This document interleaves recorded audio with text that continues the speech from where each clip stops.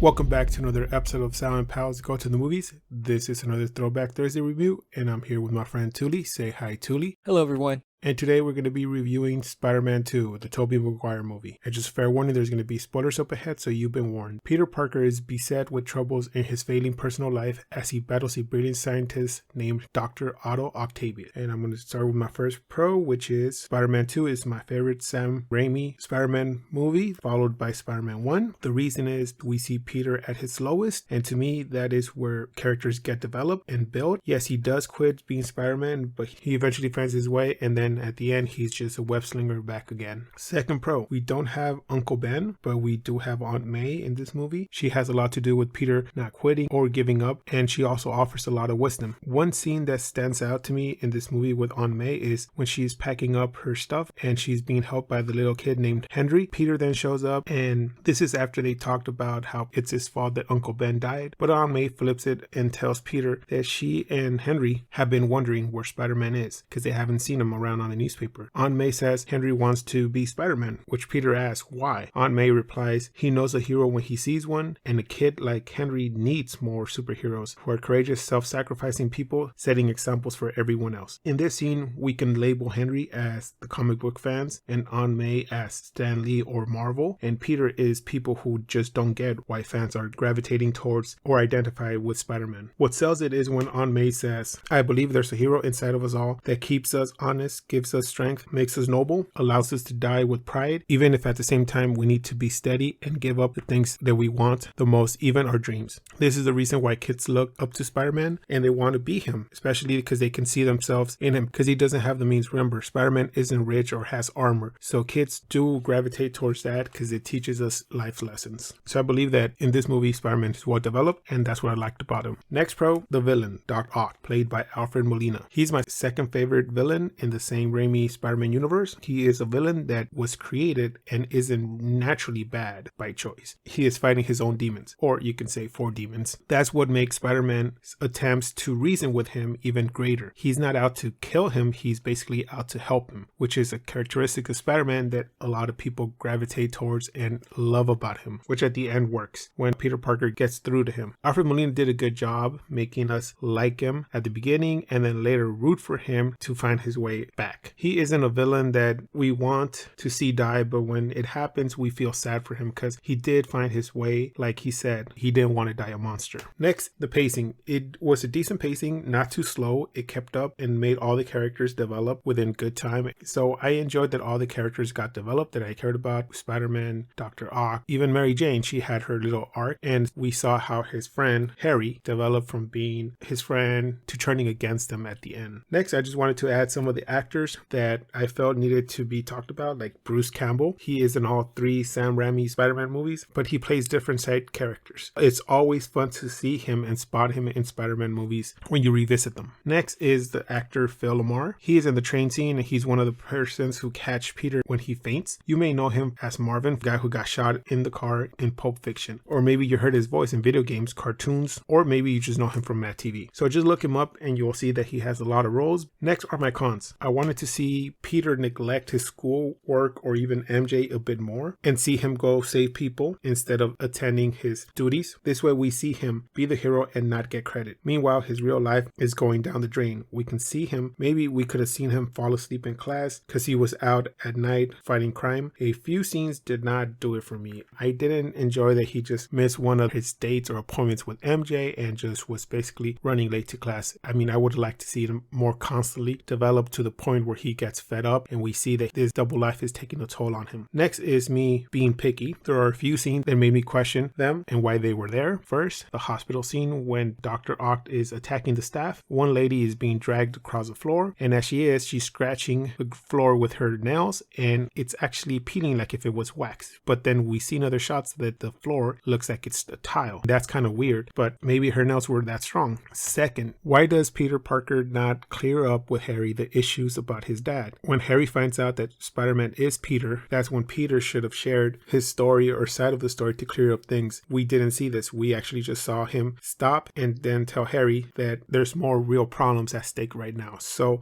in that sense, Harry was still against him. Third, the Dr. Octavius pier layer scene, which is almost at the end. Why is MJ tied with an anchor chain around her, but her hands are just tied with the rope to the pole? This didn't fit for me. It kind of just reminded me a little bit of like King Kong, the damsel in distress, waiting for the monster to attack her or something. But this is a big, heavy chain around her. It just felt really weird. Also, how did Dr. Octavius get his collapsing pier powered up? I mean, he couldn't just have flipped a switch, since we saw that at the beginning, the small demonstration needed so much power, and this time around, he even made it bigger. Therefore, that means more power, correct? Or am I just looking too deep into this? And last is the scene, and this is in my personal opinion, that was not needed, the runaway bride scene. MJ could have made up her mind way before this and told Peter that she wanted to stay with him and canceled the wedding and ended with J.J. Jonah's son. But instead, she let them waste time and money and planned the wedding, and the last minute just ran to Peter. I would have liked it if she would have told Peter she wanted to face the future alongside with him and maybe do it at Aunt May's house and just wrap it up and close it that way. So I'm going to pass it on to my friend Touly and see how he saw this movie and what grade he gave the movie. It's been a while since I last saw this movie, and having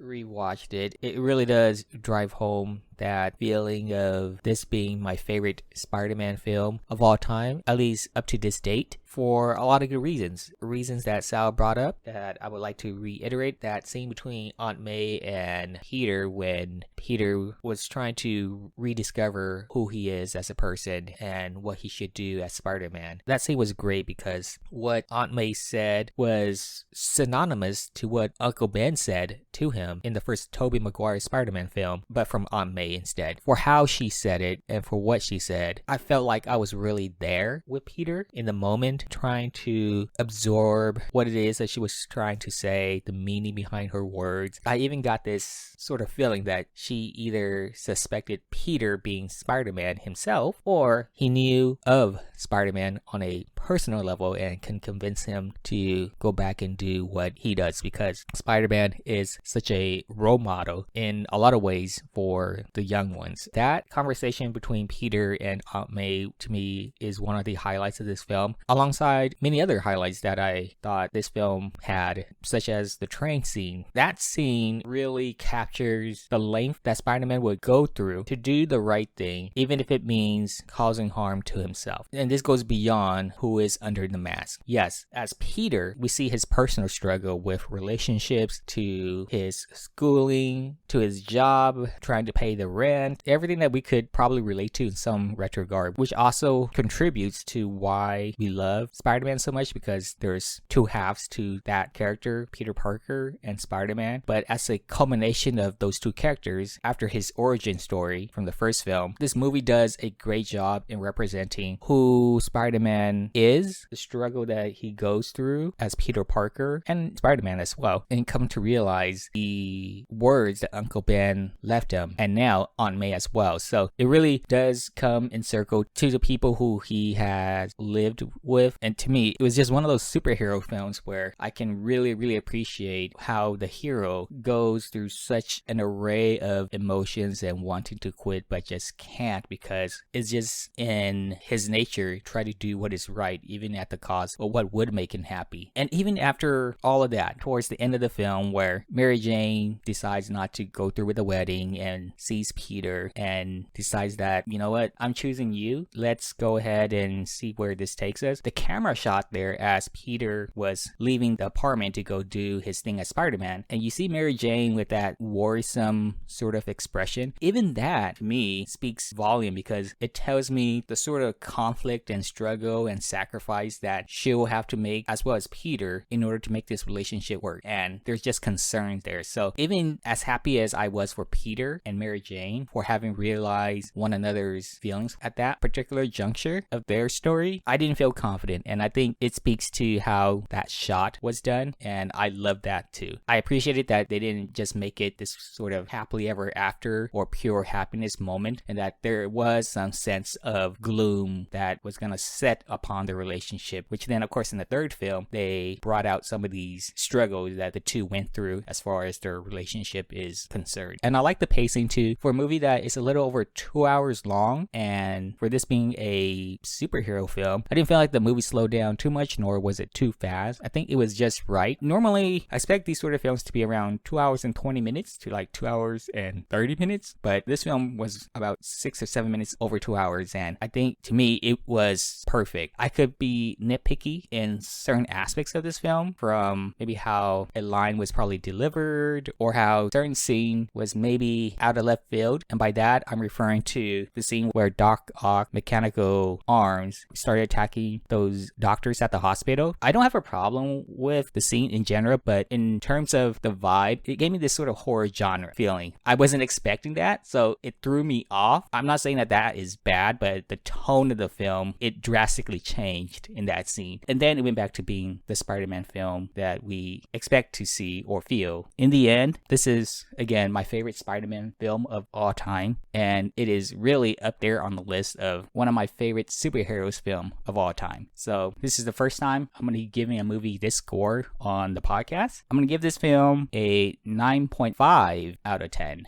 You could probably say that it is as close as to a 10 out of 10 film for me. Just personally, if I do give something a perfect score, that means that I can't find any faults with the film. And like I said, there are faults to this film, but it's being very nitpicky. So if you don't want to consider the nitpickiness, then yes, it's a 10 out of 10. But I always take into account some of these aspects as well. And so 9.5 out of 10.